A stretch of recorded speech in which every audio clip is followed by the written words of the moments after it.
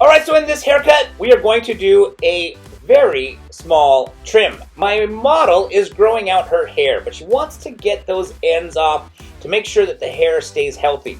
See, basically a split end, if you get a split end, the only way to stop that split from stopping the split on its way up the actual hair shaft is to cut where that split is, right? To cut off the split. If you don't cut off the split, the hair will continue to split all the way up to the root, assuming it doesn't break beforehand. So it's very important to cut your split ends if you're looking to keep your hair healthy. So in this particular case, what we're doing is we're just simply going through cutting any split ends off. We want to make sure we cut the bare minimum off because, again, as I mentioned, my model is growing her hair. So basically took a center section down the middle of the back, then A-line sections on both sides, and going through and just dusting off those split ends. Just dusting off the ends, not changing anything here. We don't want to set our model back as far as them growing out their hair to the desired length. We want to set them on their way with shiny, healthy hair that's not going to continue breaking and splitting on its way up so that they can eventually get the desired length that they're looking for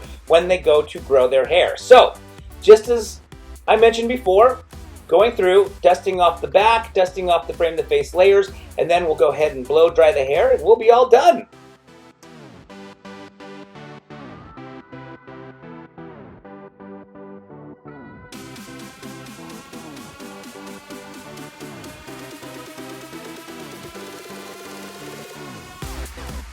Alright, so we've come to the end of this haircut. As you can see, the outline now looks thicker and cleaner versus kind of wispy and split. So, by going through, just dusting off those split ends, we're allowing my model to continue to grow her hair.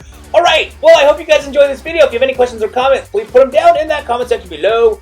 And if you like the video, please give it a thumbs up. And don't forget to subscribe to this channel. And I want to thank you guys so very much again for watching.